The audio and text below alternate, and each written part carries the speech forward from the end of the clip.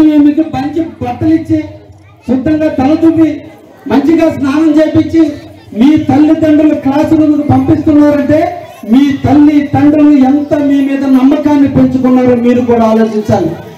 వాళ్ళకి జన్మనిచ్చారు, మీకు మీరేం రుణం తీర్చుకుంటారు? అందుకనే మన నుదుట రాత రాసింది బ్రహ్మ, కానీ మనకు జన్మనిచ్చింది తల్లి. మన కోసం ఎదుగుదల కోసం తపన పడేవాడు మన తండ్రి. అయిపోయింది వాళ్ళ కర్తవ్యం. మనకి జన్మనిచ్చేశారు, మనం ఎదగడానికి ఉపయోగపడుతున్నారు అంతే. కానీ మీ నుదుట రాతను మీ తల్లిదండ్రులు మార్చలేరు. మన నుదుట రాతను మనం మార్చుకోవాలి. యేసు నా జీవితంలో ఒక ఉన్నతమైన స్థాయికి రావాలని ఒక ఆలోచన మీద రావాలి. ఎక్కడ స్టెప్ ఉంటుంది అక్కడ సక్సెస్ ఉంటుంది. ఎక్కడ శ్రమ పడతామో అక్కడ మనకి విజయం దొరుకుతుంది. ఆ విజయం కోసం కళలు కనాల్సిందే, ఆ కళను సాకారం చేసుకోవాల్సిందే, దానికోసం నిరంతరం కూడా కష్టపడాల్సిందే. విద్యార్థులలో ఒక్కసారి ఆలోచించండి. మీ వయసు ఇప్పుడు 11 సంవత్సరాలు, 6వ తరగతి వాళ్ళకి, 10వ తరగతి వాళ్ళకి వస్తే మహా అంటే 15 సంవత్సరాలు. ఇంకా మీ మహా అంటే కష్టపడితే 10 ఏళ్ళు కష్టపడతారు మీరు అందరూ. 10 సంవత్సరాలు చీకటి నిర్మించండి. 10 సంవత్సరాలు అన్నిటికీ దూరంగా రండి. 10 సంవత్సరాలు పాఠ్య పుస్తకాలు, తల్లిదండ్రులు, గురువులు తప్ప మిగతా అలవాట్లన్నింటి పక్కన పెట్టండి. ఈ 10 సంవత్సరాల మీ కఠోర శ్రమ మీ జీవితంలో 60 సంవత్సరాల సుఖాన్ని ఇస్తుంది. ఈ 10 ఏళ్ళు మీ కష్టం 60 సంవత్సరాల సుఖానికి దారి తీస్తుంది.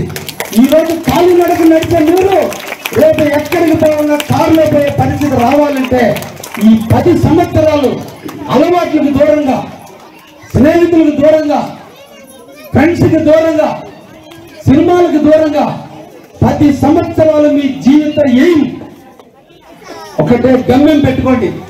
ఆ గమ్యం కోసం ఎదురు చూడండి. అదృష్టం అనేది ఎక్కడ దొరకదు. ఒక్కటే చూడండి.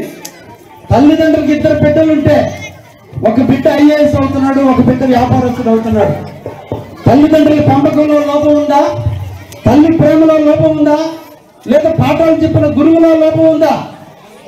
ఆలోచించే విధానంలో లోపం ఉంది. ఎప్పుడు కూడా కష్టాలు వస్తాయి. మన కళ్ళకి, మీ అందరి కళ్ళకి మీ శరీరంలో సగభాగమే మనకు కనిపించేది.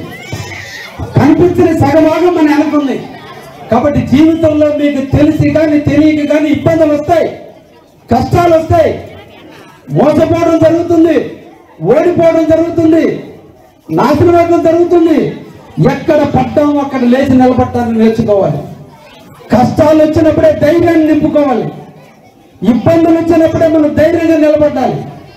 మనం కష్టం వచ్చిన రోజు మన శత్రువులు ఆనందిస్తారు. కష్టం వచ్చిన రోజు శత్రువులు ఆనందిస్తారు, మిత్రులు చెయ్యెట్టి నిలబడతారు. కానీ మన తల్లిదండ్రులు ఉన్నారే మంచి జరుగుతున్న మెగా పేరెంట్స్ అన్ని పాయింట్స్ ఆ ప్రోగ్రెస్ కార్డులో ఉన్నాయి. నా రిక్వెస్ట్ అంటే అందరూ కనీసం 1 గంట ఆ ప్రోగ్రెస్ రిపోర్ట్ ఎందుకు ఈ